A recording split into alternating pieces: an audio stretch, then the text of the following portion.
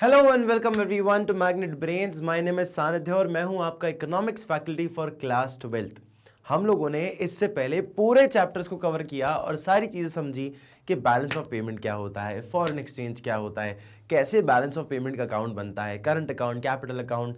हमने ऑलमोस्ट सारी चीजें पढ़ी। बैलेंस ऑफ ट्रेड क्या होता है, हर तरह की चीजें हम पढ़कर आए। फॉरेन एक्सचेंज के बारे में भी पढ़ा हमने। फॉरेन एक्सचेंज के अंदर हमने पढ़ा कि भैया फ्लोटिंग एक्सचेंज रेट क्या होता है, मैनेज्ड एक्सचेंज रेट क्या होता है, मैनेज फ्लोटिंग एक्सचेंज रेट क्या होता है। ऐसे कई सारे हमने तरीके पढ़े और कई सारी चीज़ें पढ़ी गाइस। और इसके साथ साथ हमने बैलेंस ऑफ ट्रेड के अंदर, बैलेंस ऑफ पेमेंट के अंदर उसके रिलेशन में क्वेश्चन आंसर्स भी किए। एमसीक्यू मतलब एमसीक्यू भी हमने किए।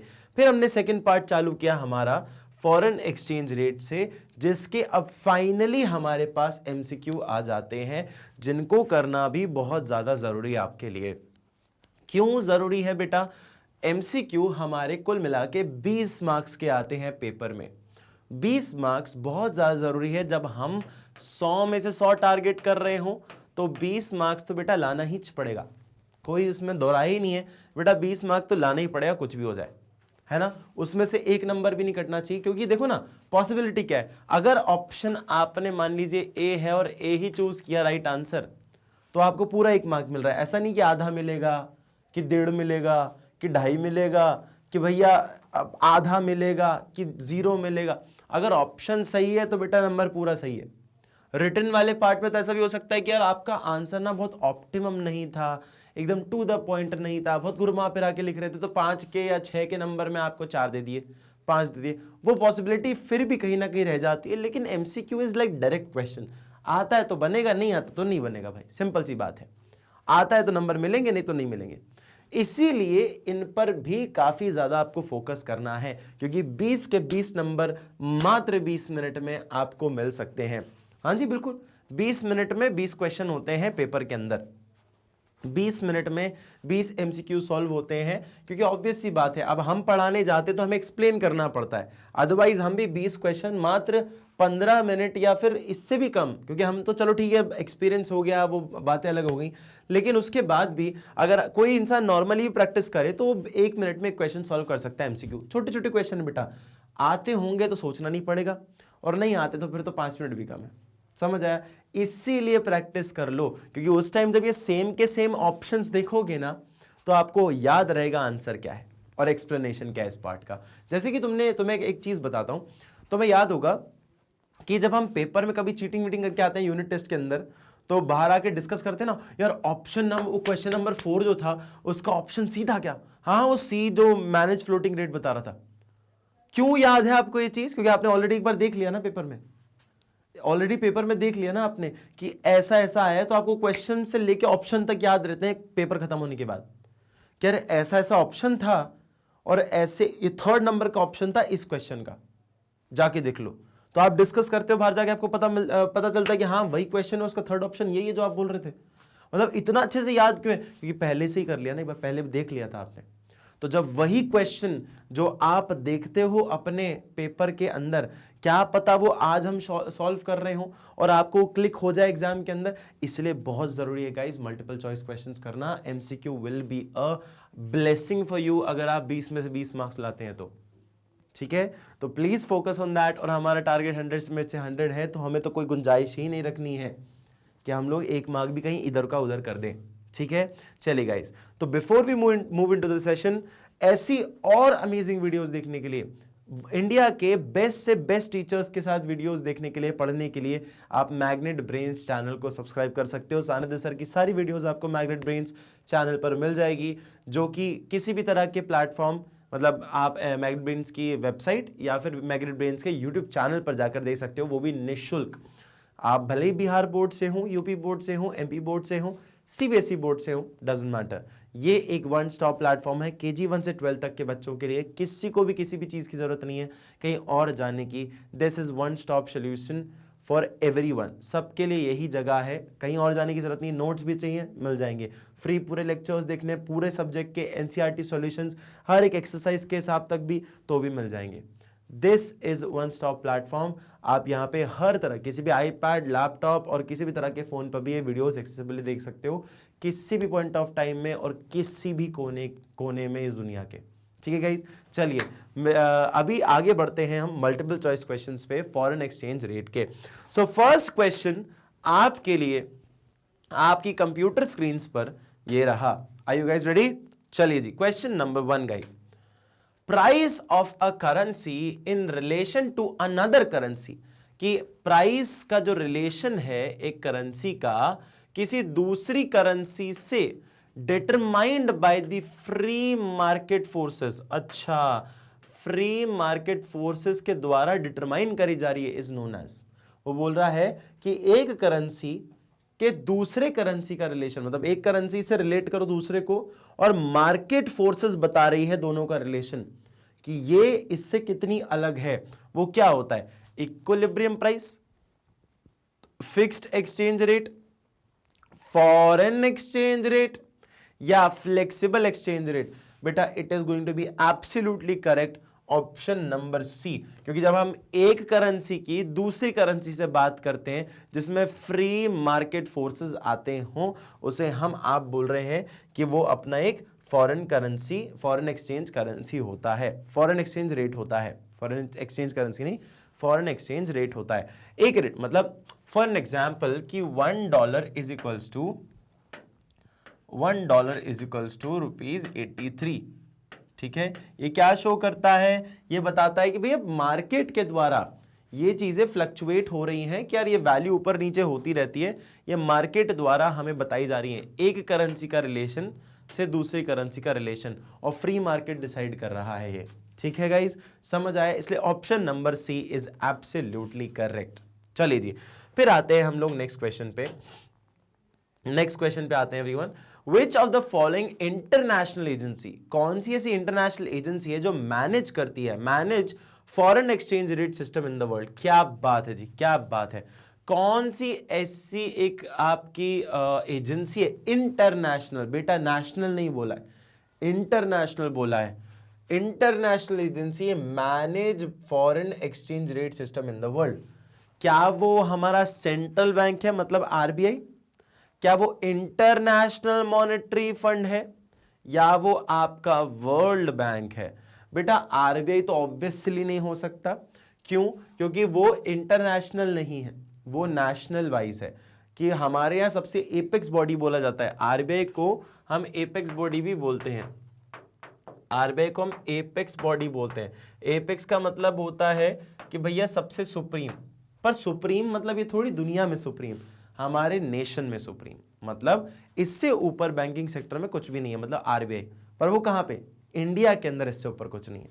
उसके अलावा तो बहुत सारे हैं, ये देखो 2 एग्जांपल दिख ही रहे, वर्ल्ड बैंक और इंटरनेशनल मॉनेटरी फंड। वो तो आरबीआई से भी बड़े इंस्टीट्यूशन है क्योंकि इंटरनेशनल है। बट इन दोनों में अगर आरबीआई से बड़े हैं, पर कोई तो एक ही होगा ना जो इंटरनेशनल एजेंसी होगी फॉरेन एक्सचेंज को मैनेज करने के लिए।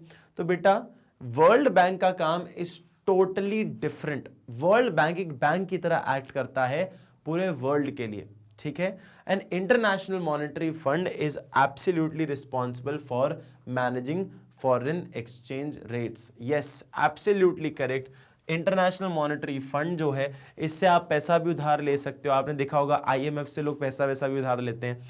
तो हाँ जी बिल्कुल, International Monetary Fund is the responsible international agency to manage आपके फॉरेन एक्सचेंज रेट्स। ठीक है, फॉरेन एक्सचेंज रेट को मैनेज करना होगा तो आप इंटरनेशनल मॉनेटरी फंड की बात करेंगे।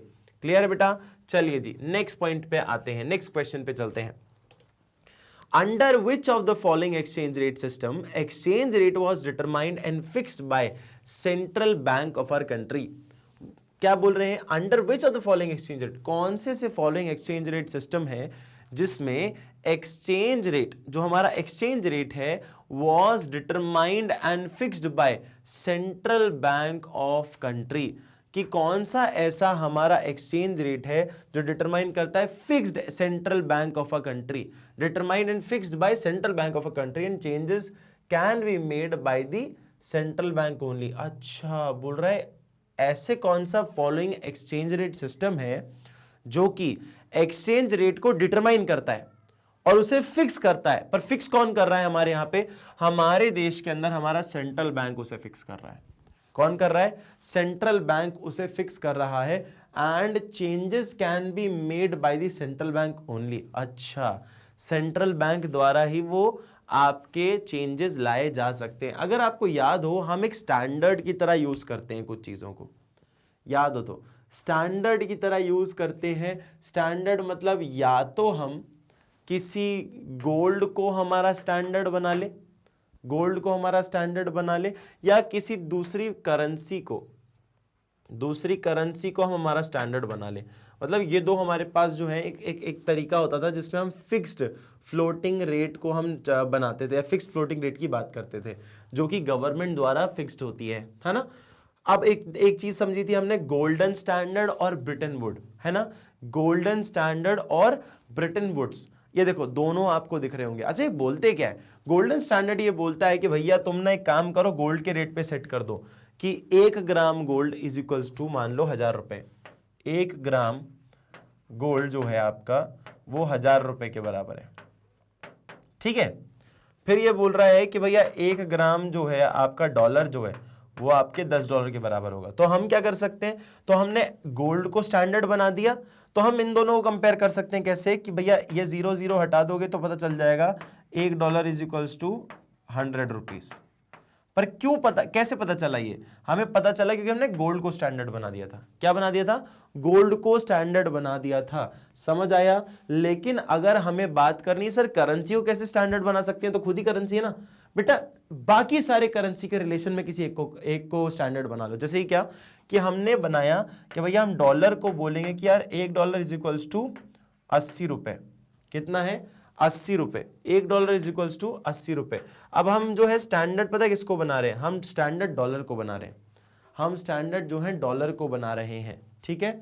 अब जरा देखो यहां पे क्या हुआ, हमने क्या कि भैया डॉलर 1 होगा, लेकिन जो आपकी दिरहम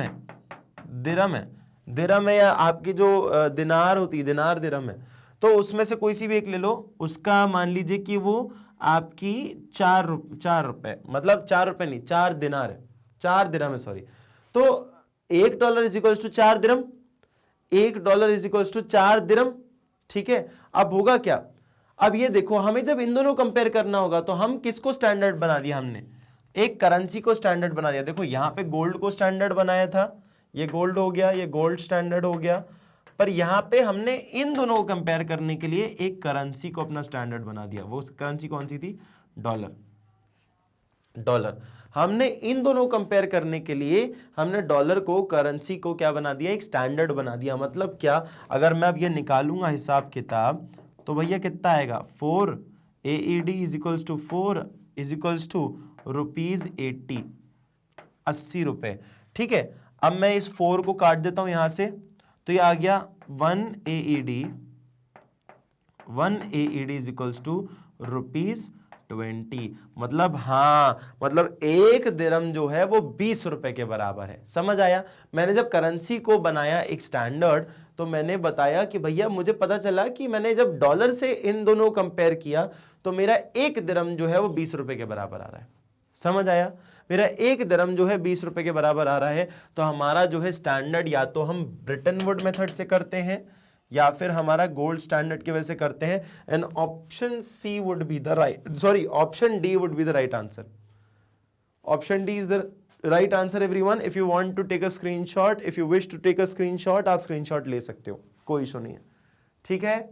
चलें आगे बेटा, चलिए जी नेक्स्ट क्वेश्चन पे चलते हैं। आइएगा नेक्स्ट क्वेश्चन पे देखिएगा। क्वेश्चन नंबर 4 ये कहता है in dash is the rate which is determined by market forces. ये बोल रहे हैं कि डैश एक ऐसा रेट है जो कि डिटरमाइन करता है मार्केट फोर्सेस से। मतलब इस पे ये फ्रीली काम कर रहा है। ये क्या काम कर रहा है बेटा? फ्रीली। जैसा मार्केट का ट्रेंड होगा वैसे वैसे एक्सचेंज रेट्स होंगे। बताइए कौन सा होगा? फिक्स्ड या रियल एक्सचेंज रेट या फ्लेक्सिबल एक्सचेंज रेट या नॉमिनल एक्सचेंज रेट। अच्छा अब देखो ना, तुम ना एक चीज समझना कि पेपर में ना ऑप्शन को पिक करना इतना भी डिफिकल्ट नहीं होता। सर ऐसा कैसे? आप तो मतलब पढ़ा रहे हो इसलिए पढ़े हुए हो खुद, इसलिए बोल रहे हो आसानी से। नहीं बेटा, नहीं, ऐसा नहीं है। मैं ये नहीं बोल रहा कि मेरे पास एक एडवांटेज है, मैं पेपर दे चुका हूं और मैंने 12th पास कर ली है, या फिर मैंने पढ़ा भी रहा हूं अब तो और अच्छे से याद होगा मुझे। नहीं नहीं नहीं, वो पैरामीटर हटा ही दो। पर यार अगर मैंने एटलीस्ट क्लास अटेंड करी होगी ना, तो इतना सा तो और ध्यान दिया होगा। क्लास अटेंड करने नहीं, ध्यान दिया होगा। स्कूल तो जाते हो सब भी, कोचिंग में भी सब जाते हो, लेकिन आप जो है ध्यान नहीं रखते। अब इतना तो कम से कम ध्यान देना होता है क्लास में कि क्या पढ़ा है और क्या नहीं पढ़ा है। अगर इतना भी ध्यान नहीं दे रहे तो बेटा कोई कुछ नहीं कर सकता। तो इसीलिए बोलते हैं ध्यान रखो क्या पढ़ाया जा रहा है, क्योंकि अगर भले ही आपको कंसेप्ट नहीं आता ना, फिर भी आप कम से कम हिट एंड ट्रायल ही कर दोगे ना, तो भी उसमें दिमाग लगता है। हिट एंड ट्रायल में भी दिमाग लगता है भाई। अब इस 4 में से ना ऐसे 2 ऑप्शन है जो तो हमने किताब में पढ़े ही नहीं है, जो तो हमने पढ़े ही नहीं है। कौन से? पर ये उन्हीं को पता होगा जिनने पढ़ा होगा, जिनने क्लास में ध्यान दिया होगा। मैं वही बोल रहा हूं ना, मार्क करना इतना आसान नहीं होता है। अब तुम देखो एलिमिनेशन मेथड देखो, मैंने क्या बोला, dash is the rate which is determined by the market force, कि ये ऐसा रेट है जिस रेट को जो मतलब नापा जाता है, ये जो रेट है इसकी जो वैल्यू बताई जाएगी वो किसके द्वारा बताई जाएगी? मार्केट फोर्सेस के थ्रू। कि मतलब मार्केट में कैसे फोर्सेस है, कैसी डिमांड, कैसा सप्लाई है, उस हिसाब से। तो बेटा मार्केट के ऊपर किसी का जोर होता है क्या? नहीं होता, फ्रीली होता है, वो अपने हिसाब से चलता है भाई। मार्केट अपने हिसाब से चलता है। अब हमने ना 2 ऑप्शन नहीं पढ़े हैं हमारे इस वाले कोर्स के अंदर। वो कौन से 2 ऑप्शन है सर? एक तो हमने ना रियल एक्सचेंज रेट पढ़ा है, ना ही हमने नॉमिनल एक्सचेंज रेट पढ़ा है। ना ही हमने रियल एक्सचेंज रेट पढ़ा है, ना ही हमने नॉमिनल एक्सचेंज रेट पढ़ा है। लेकिन अब हमारे पास ऑप्शन 2 है सर, जो कि हमने पढ़े हुए हैं। एक फिक्स्ड एक्सचेंज रेट पढ़ा है और एक फ्लेक्सिबल एक्सचेंज रेट पढ़ा है। लेकिन अब बेटा यही तो अंतर आ गया ना, मैंने क्या लिखा है? फ्रीली। तो इसमें से, इन दोनों वर्ड में से कौन सा जो है वो फ्री वर्ड के साथ साथ जा रहा है? बताइए, फिक्स्ड वाला फ्री के साथ जा रहा है कि फ्लेक्सिबल वाला फ्री के साथ जा रहा है? ऑब्वियसली सर फ्लेक्सिबल वाला जा रहा है फ्री के साथ, हेंस द राइट आंसर। दिमाग लगाओ, बस दिमाग लगाओ। नहीं आता होगा ना क्या है, तो भी आप आंसर निकाल सकते हो, तो भी आप आंसर निकाल सकते हो। समझ आया? समझ आया? देखो सिंपल सा कंसेप्ट है बेटा, सिंपल कंसेप्ट है। क्वेश्चन नंबर 4 ये कहता है कि dash is the rate which is determined by market forces, कि मार्केट फोर्सेस के द्वारा जो रेट डिसाइड किया जाता है वो कौन सा है। ऑप्शन चूज करना बहुत आसान है। 2 तो हमने पढ़े ही नहीं है, उनको हटा दो। बाकी बचे 2, फिक्स्ड और फ्लेक्सिबल। अब हमें पता है कि मार्केट फोर्स पे किसी का असर नहीं होता, तो वो फ्री होते हैं। अब फ्री वर्ड किसके साथ सिंबल कर रहा है? आपका फिक्स्ड वर्ड के साथ कि फ्लेक्सिबल वर्ड के साथ? ऑब्वियसली सर फ्री जो है फ्लेक्सिबल के साथ जाता है, हेंस द राइट आंसर। अगर आपने थोड़ा सा भी ध्यान दिया होगा हमारी क्लासेस में, तो आपको पता होगा कि भैया हमने ये कैसे सॉल्व किया है आंसर। और it is not so difficult, बहुत आसान है। ठीक है, चलिए गाइस आगे बढ़े। Question answer done, question number 4 done. चलिए जी नेक्स्ट पॉइंट पे आते हैं, नेक्स्ट पॉइंट पे आते हैं everyone. Dash is a situation when managed floating rate is exercised by the central bank। ये बोल रहे हैं कि क्वेश्चन नंबर 5 जो है, डैश इज अ सिचुएशन, एक ऐसी situation when a managed floating rate is exercised by the central bank। अच्छा, सेंट्रल बैंक द्वारा मैनेज फ्लोटिंग रेट जो है एक्सरसाइज कराई जा रही है। अच्छा, एक चीज तो ये जानना जरूरी है कि मैनेज फ्लोटिंग रेट क्या होता है। मैनेज फ्लोटिंग रेट जो होता है वो एक होता है हमारा मैनेज किया जा रहा है। अच्छा, दोनों हाइब्रिड वर्जन बोला जाता है इसको, हाइब्रिड बोला जाता है। हाइब्रिड क्यों? क्योंकि उसके अंदर दोनों चीजें होती हैं, फिक्स्ड और फ्लेक्सिबल, दोनों होती हैं, दोनों फोर्सेस होती है। फिक्स्ड भी होगा, फ्लेक्सिबल भी होगा। अब एक चीज याद रखना, फिक्स्ड और फ्लेक्सिबल में एक चीज हम समझ पा रहे हैं कि फिक्स्ड जो है हमारा, फिक्स्ड मतलब हम फिक्स कर रहे हैं गवर्नमेंट द्वारा, और फ्लेक्सिबल मतलब मार्केट फोर्सेस से चल रहा है। तो अब यहां पे क्या होता है बेटा, जब फ्लेक्सिबल होता है, फ्लेक्सिबल होता है, मान लीजिए रेट ऊपर जा रहे, ऊपर हो रहे हैं, नीचे हो रहे हैं, अपने आप काम कर रहे हैं। फ्लेक्सिबल में अपने आप अपने हिसाब से फ्रीली है। फ्लेक्सिबल मतलब फ्रीली, अपने मार्केट के जैसे फोर्सेस होंगे वैसे वैसे प्राइसेस ऊपर नीचे होती रहेंगी। लेकिन कई बार क्या होता है कि गवर्नमेंट को इंटरवेंशन करना पड़ता है अपने अनुसार रेट को फिक्स करने के लिए। तो वो क्या करते हैं, फिक्स कैसे करते हैं बेटा? आरबीआई जो है, आरबीआई मान लीजिए कि अगर फॉरेन करेंसी का सप्लाई कम हो गया है, फॉरेन करेंसी का सप्लाई जो है मान लीजिए हमारी इकोनॉमी में कम हो गया है, तो आरबीआई क्या करता है, अपना जो फॉरेन एक्सचेंज रिजर्व है ना, forex reserve, forex reserve, forex reserve होता है ना जिसके अंदर डॉलर्स पड़े होते हैं, मान लीजिए खूब सारे डॉलर्स पड़े होंगे, बेटा इस फॉरेक्स रिजर्व्स में से थोड़े से डॉलर्स निकाल कर सप्लाई बढ़ा देता है, थोड़े से डॉलर्स डाल के सप्लाई बढ़ा देता है, ठीक है। तो इससे होगा क्या बेटा, यहां पे मतलब हम मैनेज कर पा रहे हैं, इसे हम क्रॉलिंग पेग कहते हैं, स्पॉट मार्केट कहते हैं, या डर्टी फ्लोटिंग कहते हैं, बेटा इसे हम डर्टी फ्लोटिंग कहते हैं। क्यों? क्योंकि हम खुद कर रहे हैं, इसके अंदर हमारा ही हाथ है, हम खुद जानबूझ के मैनेज कर रहे हैं। मतलब मार्केट फोर्सेस कैसे हैं उससे फर्क पड़ेगा, तो हम हमारे खुद के ऐसे मेजर्स हैं जिससे हम उसको कंट्रोल कर लेंगे, दैट इज नोन एज कि भैया फिक्स्ड से हम मतलब फिक्स्ड फैक्टर भी होता है इसके अंदर और फ्लेक्सिबल फैक्टर भी होता है। तो फिक्स्ड की तरह में क्या करेंगे, आरबीआई जो है मतलब गवर्नमेंट क्या करेगी, वो अपने फॉरेन एक्सचेंज रिजर्व से कुछ पैसा निकाल के सप्लाई कर देगी अपनी इकोनॉमी में, तो मनी सप्लाई बढ़ गया फॉरेन एक्सचेंज का, और रेट्स जो है अपने हिसाब से मैनेज करे जा सकते हैं, ठीक है। इसे डर्टी फ्लोटिंग भी कहा जाता है दूसरे शब्दों में एवरीवन। चलिए जी, कोई दिक्कत कोई परेशानी, समझ आ रहा है? चाहो तो इसका भी स्क्रीनशॉट ले लो बेटा, मैं थोड़ा साइड हो जाता हूं, लो, कोई दिक्कत कोई परेशानी। चलिए जी नेक्स्ट पॉइंट पे आते हैं एवरीवन। नेक्स्ट पॉइंट ये कह रहा है, question number 6, considering the depreciation of Indian currency, अच्छा करेंसी का डेप्रिसिएशन हो रहा है in the international market, international market के अंदर, the Reserve Bank of India has decided to purchase Indian currency in the open market. ये बोल रहे हैं कि रिजर्व बैंक ऑफ इंडिया ने हमारा डिसाइड किया है हमारी इंडियन करेंसी को फिर से खरीदने का in the open market. This represent dash exchange rate system, fixed है, फ्लेक्सिबल है, या मैनेज्ड फ्लोटिंग है, या मैनिपुलेटेड है। बेटा कौन, अगर गवर्नमेंट अगर खुद खरीदने की बात कर रही है अपनी करेंसी, तो ये फिक्स्ड, फ्लेक्सिबल या मैनेज क्या होगा बेटा, it is going to be managed obviously, क्योंकि देखो हमारी इंटरनेशनल मार्केट के अंदर करेंसी गिरते जा रही है। मतलब ये क्या बोल रहा है, ये बोलना चाह रहा है सर मार्केट फोर्सेस की वजह से, मार्केट फोर्सेस की वजह से, मार्केट फोर्सेस की वजह से डोमेस्टिक करेंसी जो है, मतलब डोमेस्टिक करेंसी मतलब क्या, डोमेस्टिक करेंसी मतलब जो है हमारी रुपीस, मतलब ये रुपीस, ठीक है। डोमेस्टिक करेंसी जो है वो क्या हो रही है, डेप्रीशिएट हो रही है, डेप्रीशिएट हो रही है, ठीक है, डेप्रीशिएट हो रही है। चलो मैं पूरा लिख देता हूं डेप्रीशिएट, नहीं तो तुम बोलोगे सर क्या लिखा है, डेप्रीशिएट है ना, डेप्रीशिएट, डेप्रीशिएट हो रही है, ठीक है, डेप्रीशिएट हो रही है।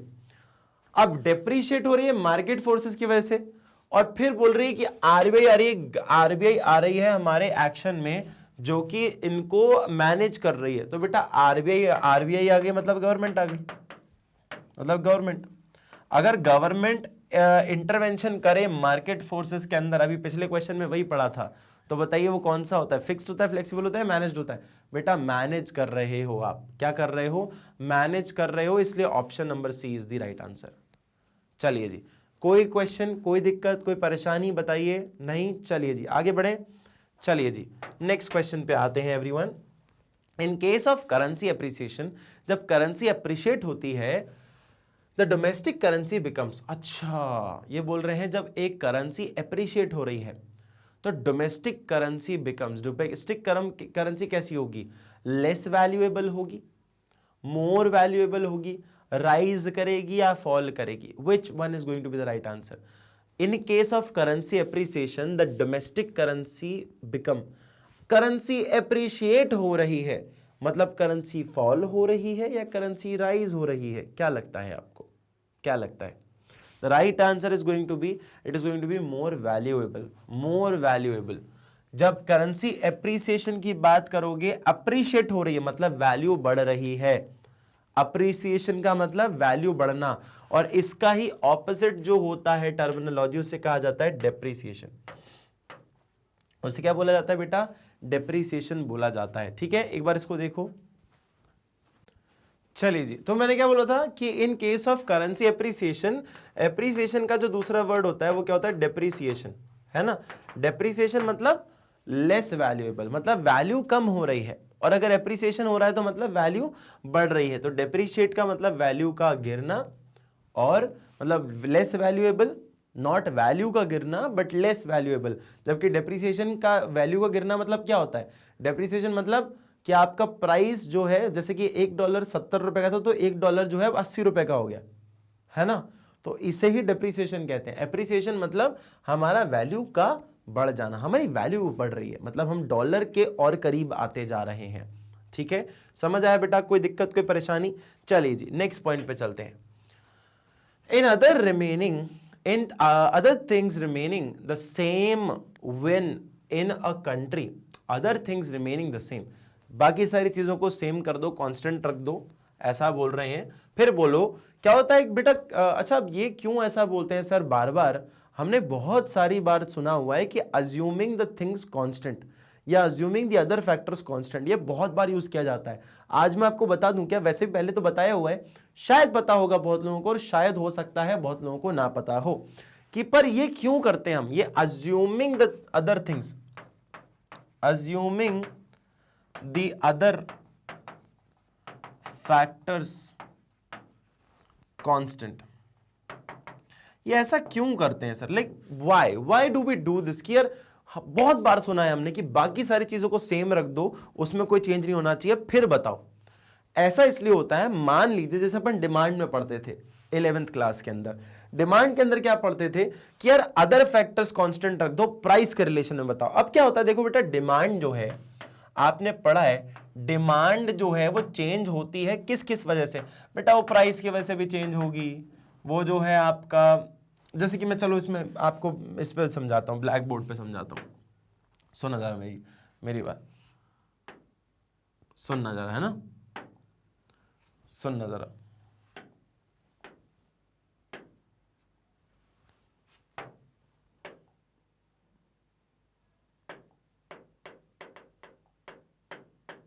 अरे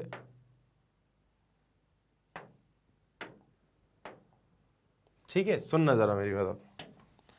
अब देखो assuming the other factors constant क्यों होता है? जैसे कि डिमांड है, मान लीजिए डिमांड क्या है बेटा, डिमांड मतलब किसी भी इंसान की ऐसी इच्छा जो कि वो खरीदने योग्य हो, मतलब विलिंग हो, खरीद सकता है, able to purchase at a given price, मतलब उस प्राइस के अंदर जो बोला गया कि मतलब 50,000 का तो 50,000 में अग्री करना चाहिए during a given period of time, कि उस समय के अंतर्गत। ठीक है, अब इसमें क्या होता है, डिमांड जो है बदल जाती है, कम होती है, ज्यादा होती है, हाँ या ना, ये तो समझते ही सब लोग।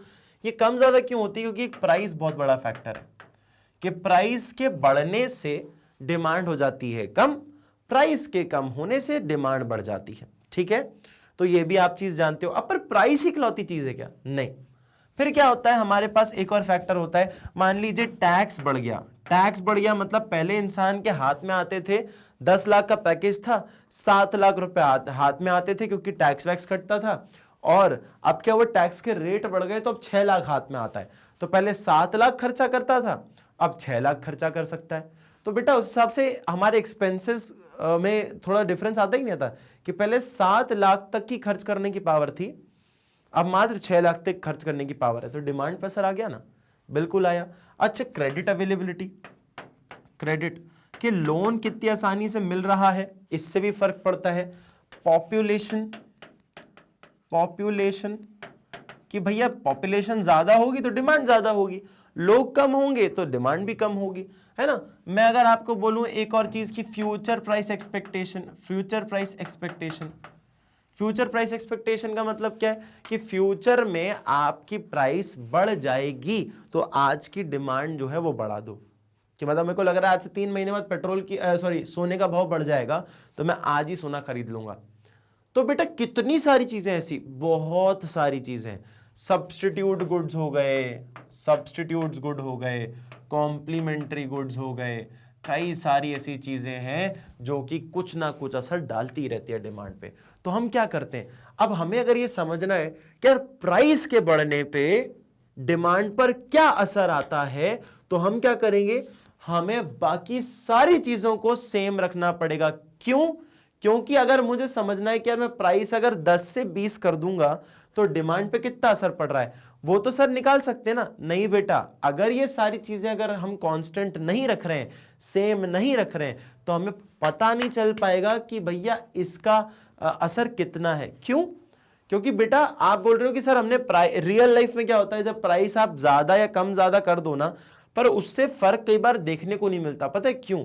क्योंकि टैक्स का रेट बढ़ गया। अब बेटा टैक्स रेट बढ़ गया तो लोगों के पास पैसा ही कम हो गया है, ऑलरेडी पैसा कम हो गया है। तो आपने भी अगर अपना प्रोडक्ट सस्ता कर दिया तो उससे भी कोई ज्यादा फर्क पड़ नहीं रहा, क्योंकि यहां पे जो आपने टैक्स जो है ना बढ़ा दिए, क्रेडिट लोगों को मिल नहीं रहा है, लोगों को क्रेडिट नहीं मिल रहा। अब मैं एक इंसान हूं, मेरे पास 7 लाख रुपए आते थे हाथ में, अब सिर्फ और सिर्फ 6 लाख रुपए आ रहे हैं। मुझे लोन भी आसानी से नहीं मिल रहा है, पॉपुलेशन भी कम है, फ्यूचर प्राइस एक्सपेक्टेशन बाद में जाके जो है सस्ता होगा, और कॉम्प्लीमेंट्री गुड्स और सब्स्टिट्यूट गुड्स का भी कुछ ना कुछ आपका ऐसे एग्जांपल चल रहा है। अब प्राइस कम कर दी, बोल रहे हैं कि भैया मेरी डिमांड आप प्राइस के हिसाब से बताओ। कैसे बताओगे? मुझ पे असर तो देखो कितनी चीजें कर रही हैं, टैक्स भी कर रहा है, क्रेडिट भी कर रहा है, ये भी कर रहा है, ये भी कर रहा है, ये भी कर रहा है, ये भी कर रहा है, सब चीजें मेरे पे असर डाल रही हैं। इसीलिए एक फैक्टर को समझने के लिए बाकी सबको कर देते हैं कांस्टेंट। समझ आया? समझ आया? क्लियर? बराबर। ये कंसेप्ट भी आज याद रखो। समझ आया? इसलिए किसी एक फैक्टर को निकालने के लिए आप बाकी सबको कांस्टेंट कर देते हो।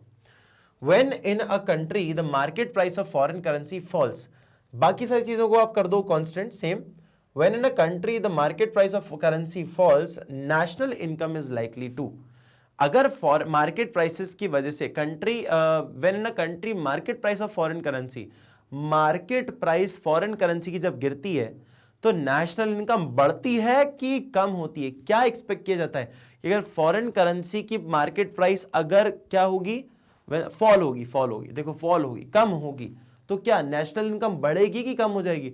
सर अगर मार्केट की प्राइस जो है गिर रही है, मतलब सर सस्ता हो जाएगा, मतलब डॉलर के पास आते जाएंगे हम लोग, बढ़ जाएगी क्या? बढ़ जाएगी क्या? No, it will fall. Why it will fall?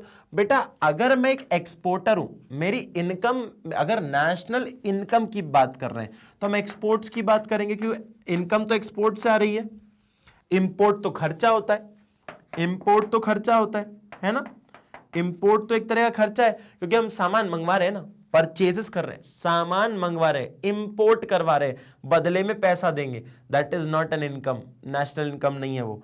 यहां पे देखो एक्सपोर्ट मतलब क्या, मैं सामान बाहर भेज रहा हूं, उसके बदले में बाहर से पैसा मंगवा रहा हूं। हाँ, तो मेरे लिए फायदेमंद क्या है?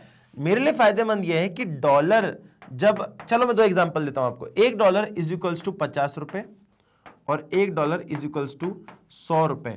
मैं सामान बेचता हूं और बदले में मुझे 50 रुपए मिलते हैं, ठीक है, डॉलर के हिसाब से।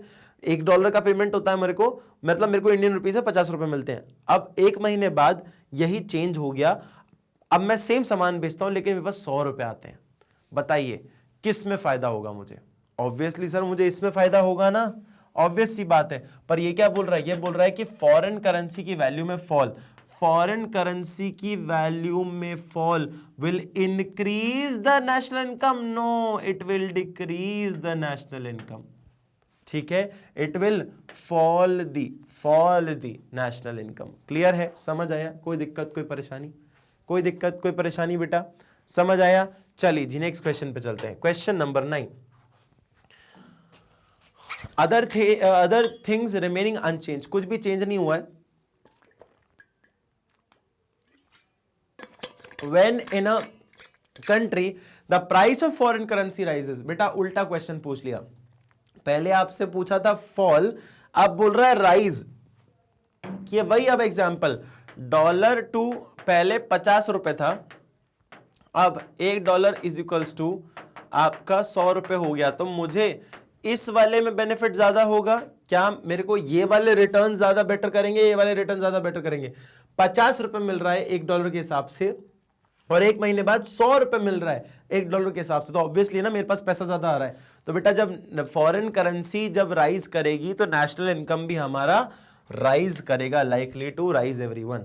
ठीक है, it is going to be likely to rise. Clear है? सेम क्वेश्चन है, बस सेम क्वेश्चन ऑपोजिट पूछ लिया। एक बार फॉल पूछा, एक बार राइज पूछा। ठीक है, चलिए फिर आते हैं नेक्स्ट क्वेश्चन पे। Who will be benefited when there is an appreciation in foreign currency in terms of domestic currency?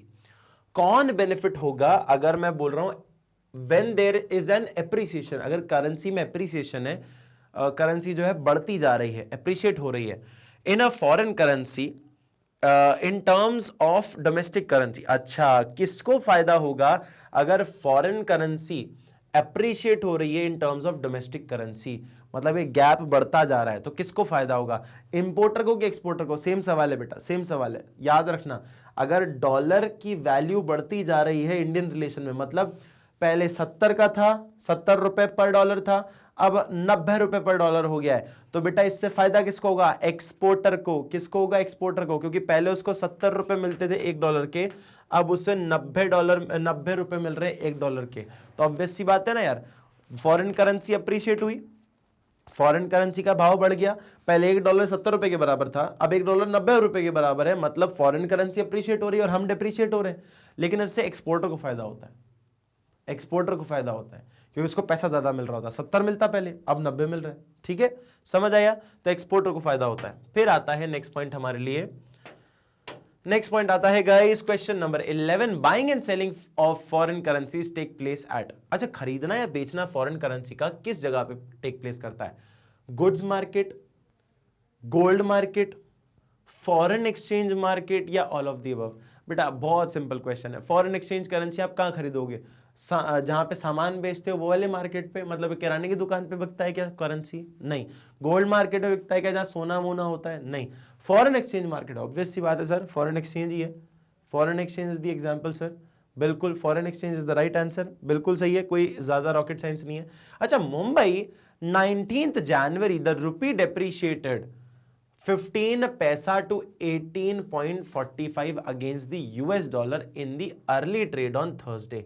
वो बोल रहे हैं द रूपी डेप्रिशिएटेड 15 पैसा, रूपी जो है 15 पैसा डेप्रिशिएट किया to 81.45 against the US dollar, US dollar की कंपैरिजन में इन अर्ली ट्रेड थर्सडे को, मतलब 15 जनवरी की बात है।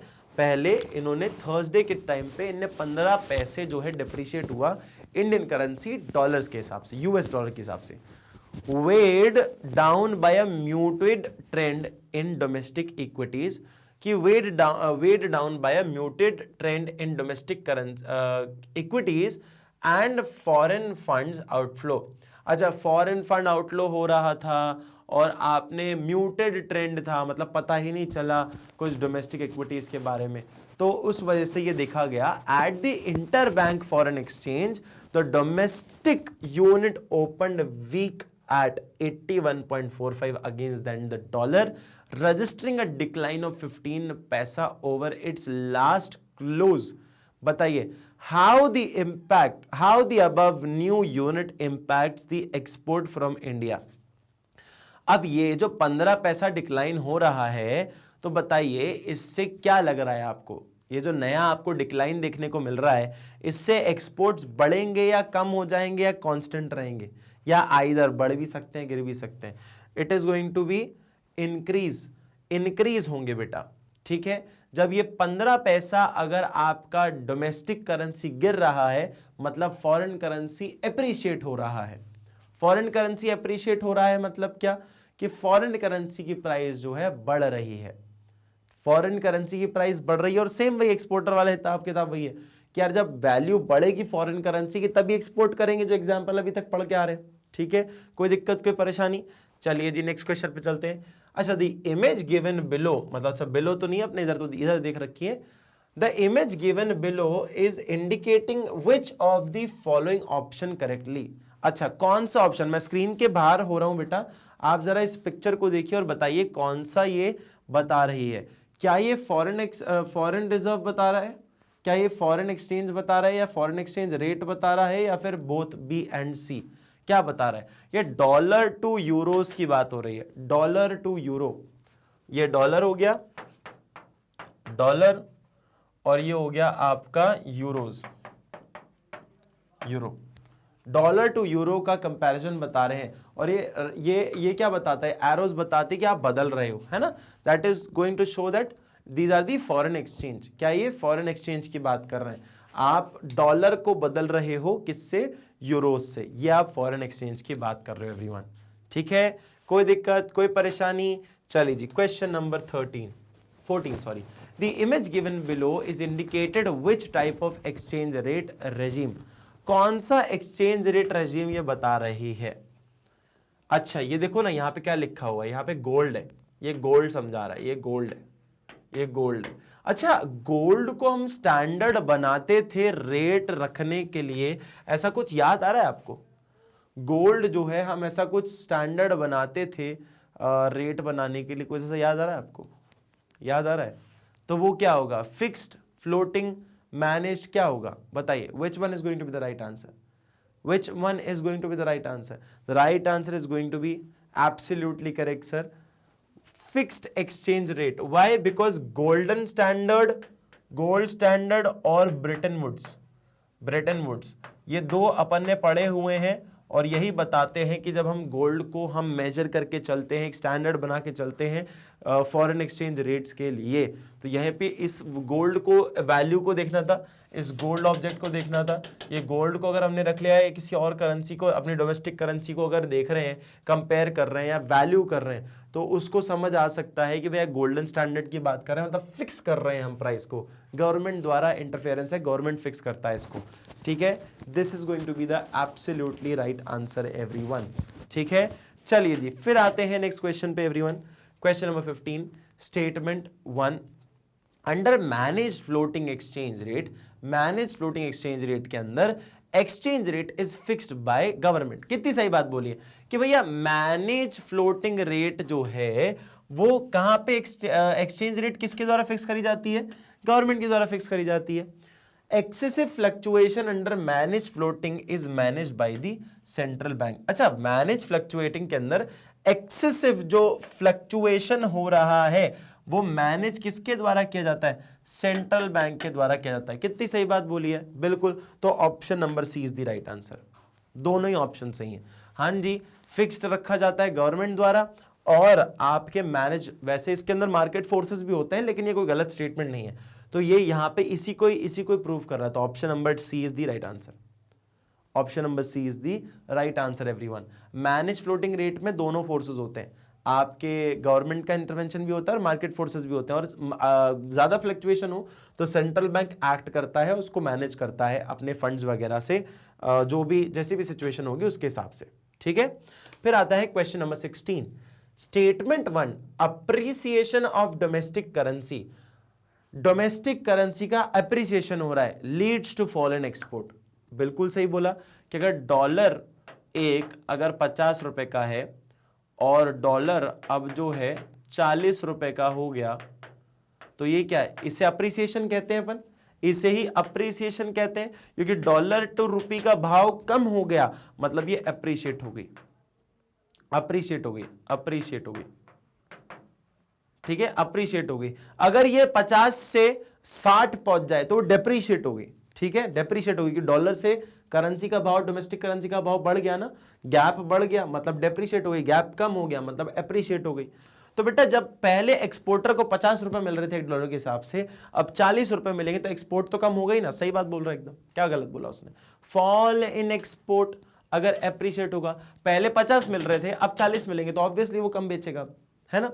Depreciation of domestic currency, depreciation मतलब क्या, अब $1 इज इक्वल्स टू 60 रुपए, ये डेप्रिसिएशन हो गया। क्या बोलता है ये, डेप्रिसिएशन, डेप्रिशिएट, डेप्रिशिएट की बात कर रहा है, ये डेप्रिशिएट बोल रहा है या अप्रिशिएट बोल रहा है, ठीक है। क्या बोल रहा है, depreciation of domestic currency will lead to export. क्या बात है जी, पहले 50 मिल रहे थे अब 60 मिलेंगे $1 के हिसाब से, तो ऑब्वियस सी बात है डेप्रिसिएशन में आप जो है करेंसी का जब डेप्रिसिएशन होता है डोमेस्टिक करेंसी का, तो भैया एक्सपोर्ट बढ़ जाते हैं। लो देख लो, लो देख लो, दोनों पॉइंट एकदम सही है, तो ऑप्शन नंबर सी सही होगा। चाहो तो इसको स्क्रीनशॉट ले लो, ठीक है। The right answer is going to be option number C, that is absolutely correct. अगर चाहिए तो स्क्रीनशॉट ले सकते हो बेटा, कोई दिक्कत कोई परेशानी हो तो बिल्कुल भी घबराना नहीं है, बिल्कुल पूछ सकते हो, ठीक है। चलिए जी नेक्स्ट क्वेश्चन पे चलिए जी नेक्स्ट क्वेश्चन पे आते हैं everyone. When the price of foreign exchange rises, the demand for foreign currency will fall. कि जब when the price of foreign exchange rises, foreign exchange का जब price rise होता है, the demand for foreign currency will fall. Foreign currency का demand जो है वो fall होने लगता है, ठीक है। फॉरेन एक्सचेंज का जब राइज बढ़ जाएगा तो फॉरेन करेंसी की डिमांड जो है वो कम होने लग जाती है। There exist an inverse relation, इसमें ना एक इनवर्स रिलेशन होता है between hmm, between foreign exchange rate and demand for foreign exchange, कि फॉरेन एक्सचेंज रेट और फॉरेन एक्सचेंज रेट और डिमांड जो कि फॉरेन करेंसी का होता है, मतलब फॉरेक्स रेट जो होता है, फॉरेक्स रेट जो होता है और फॉरेन करेंसी में उसकी डिमांड में इनवर्स रिलेशन होता है कि अगर ये बढ़ेगा तो ये गिरेगा, ये गिरेगा तो ये बढ़ेगा, ऐसा बोल रहा है। क्यों ऐसा होता है सर? फॉरेन एक्सचेंज रेट, बेटा जब एक्सचेंज रेट बढ़ रहे हैं तो ऑब्वियस सी बात है भैया मैं महंगा क्यों ट्रेड करूं? मतलब अगर डॉलर टू रुपी का भाव अगर बहुत ज्यादा बढ़ने लग जाए, बहुत गैप बढ़ गया, तो यार मैं क्यों ट्रेड करूंगा? इतना नुकसान थोड़ी कर पाऊंगा अपना यार, है ना? और कम हो जाएगा तो भैया मैं जो है एक्सचेंज वगैरह करना चालू कर दूंगा, है ना? तो इससे होगा क्या? The right answer is going to be option number A, absolutely correct, कि असर्शन और रीजन दोनों ट्रू हैं और जो रीजन है वो करेक्ट एक्सप्लेनेशन है असर्शन का एकदम करेक्ट एक्सप्लेनेशन है। ठीक है, चलिए नेक्स्ट पॉइंट में चलते हैं everyone. Question number 18, assertion foreign exchange rate supports the comparison of international cost and prices. अच्छा, फॉरेन एक्सचेंज रेट जो है वो सपोर्ट करता है, किस चीज को सपोर्ट करता है? कंपैरिजन, कंपेयर करो किस को? इंटरनेशनल कॉस्ट को एंड प्राइसेस को, इंटरनेशनल कॉस्ट और प्राइसेस को कंपेयर करो। ठीक है, foreign exchange rate is the price और one currency in terms of another commodity. Foreign exchange जो रेट है इज द प्राइस, एक प्राइस है, और वन करेंसी, एक करेंसी है in terms of another commodity, दूसरी कमोडिटी। फॉरेन एक्सचेंज रेट मतलब एक प्राइस, एक करेंसी का दूसरी कमोडिटी में आप उसको मेजर कर रहे हो, बता रहे हो। तो ये क्या चीज बोल रहे हैं? एकदम आपका असर्शन भी ट्रू है, रीजन भी ठीक है, लेकिन रीजन इसका करेक्ट एक्सप्लेनेशन नहीं है। वहां पे बोल रहा है कि सपोर्ट कर रहा है, कंपैरिजन कर रहा है दो इंटरनेशनल कॉस्ट को, प्राइसेस को, और ये बोलता है कि भैया एक के टर्म में दूसरे को एक्सप्रेस किया हुआ है। That is not the right explanation everyone, right explanation नहीं है इसका। लास्ट दो क्वेश्चन हमारे आते हैं असर्शन एंड रीजन के। Managed floating exchange rate system is an amalgamation. Amalgamation का मतलब है जब दो यूनिट्स को मिला दिया जाए, दो यूनिट्स को मिला दिया जाए और एक न्यू एंटिटी फॉर्म कर लिया जाए, उसे अमेलगमेशन कहते हैं। तो manage floating exchange rate is an amalgamation of fixed and flexible. अच्छा ये देखो ना, फिक्स्ड को जोड़ दो फ्लेक्सिबल से तो आता है मैनेज्ड। अपन ने पढ़ा अभी, ठीक है, पढ़ा ये चीज, वो सही बोल रहा है। Central bank can manipulate the flexible exchange rate system. Flexible exchange rate system को, मतलब इस फ्लेक्सिबल को वो मैनेज कर सकता है कौन? Central bank. बेटा फ्लेक्सिबल एक्सचेंज रेट तो मार्केट फोर्सेस के हिसाब से चलता है, उस पे गवर्नमेंट कुछ नहीं कर सकती, गवर्नमेंट का इंटरवेंशन होता ही नहीं है, इंटरफेरेंस होता ही नहीं है।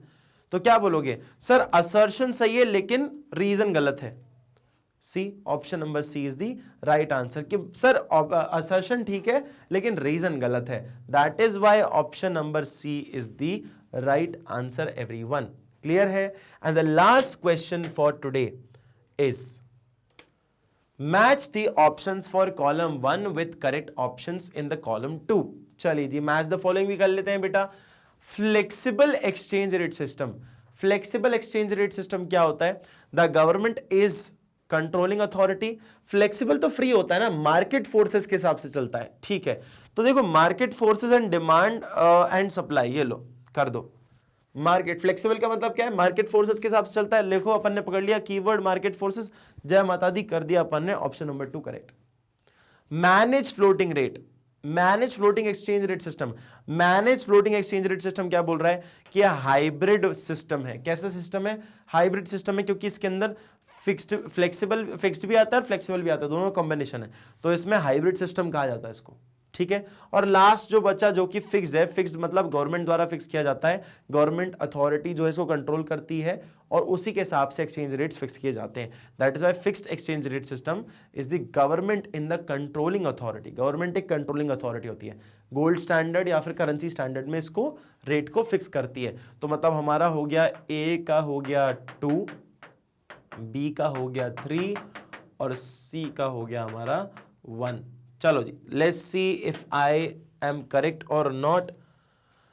ऑप्शन कौन सा दिख रहा है गाइस? ए तो नहीं दिख रहा है, बी दिख रहा है। लो बी कर दो बेटा, B is the right answer. B is the absolute right answer everyone, and will go for B and hence the right option as well everyone. चलिए जी, बहुत मजा आया ये 20 क्वेश्चंस करके आप लोगों के साथ। आई होप कि आप लोगों को भी अच्छा लगा होगा ये सेशन। ऐसे और अमेजिंग वीडियोस देखने के लिए, सानिध्य सर की वीडियोस देखने के लिए आप मैग्नेट ब्रेन्स चैनल को सब्सक्राइब कर सकते हो, जहां पे हमारे पास सारी की सारी वीडियोस अवेलेबल हैं फ्रॉम KG 1 to 12, सब की सब अवेलेबल हैं। उसमें कोई दौरा ही नहीं है कि आप कोई भी वीडियो मिस कर सकते हो। We have everything available. आपके पास अगर आपको CBSE इंग्लिश मीडियम से पढ़ना हो, स्पोकन इंग्लिश से पढ़ना हो, CBT, NTSC, olympiad, CBSE Hindi medium ही क्यों ना हो, उसके लिए अलग चैनल भी अपना, तो उसको जाके भी आप चेकआउट कर सकते हो, सब्सक्राइब कर सकते हो। भले यूपी बोर्ड से हो, बिहार बोर्ड से हो, MP बोर्ड से हो, CBSE बोर्ड से हो, डजंट मैटर। सबके लिए ये वन स्टॉप प्लेटफॉर्म है। You don't have to go anywhere, this is the one stop platform. और ये सारी की सारी चीजें हैं आपको फ्री। तो मैग्नेट ब्रेन्स की वेबसाइट या मैग्नेट ब्रेन्स के यूट्यूब चैनल पर जाके आप सारी की सारी वीडियोस देख सकते हो एकदम निःशुल्क, फॉर फ्री। आप चाहो तो टैबलेट, मोबाइल फोन्स या फिर लैपटॉप, किसी भी जगह जाके आप ये वीडियोस देख सकते हो। ऑल्सो ये ई नोट्स और ई बुक्स भी आपके पास अवेलेबल होते हैं, तो इन ई नोट्स और ई बुक्स को भी आप अवेल कर सकते हो अगर आपको चाहिए तो। और ई नोट्स और ई बुक्स को अवेल करके भी आप जो है 100 में से 100 मार्क्स ला सकते हो या फिर 95+ % ला सकते हो। No doubts about that. 95% या फिर 100 में से 100 ला सकते हो। ये भी हमारे द्वारा ही सुपरवाइज किया जाता है और हमारे दिए गए आंसर्स में आपको एरर ऑफ चांसेस जो होते हैं, एरर की गलती जो होती है वो काफ़ी कम हो जाती है, क्योंकि जो देखोगे वही लिख के आओगे और आपके नंबर कटने के चांसेस ना के बराबर हो जाते हैं। एंड तो अगर आपको ई नोट्स और ई बुक्स चाहिए तो डिस्क्रिप्शन में लिंक है, लिंक को प्रेस करें और ई नोट्स और ई बुक्स को भी अवेल कर सकते हैं। And if you want you can follow us on other social platforms as well, जो कि YouTube, Facebook, Instagram, Twitter and Telegram पर भी। I hope you guys like the video. Thank you so much.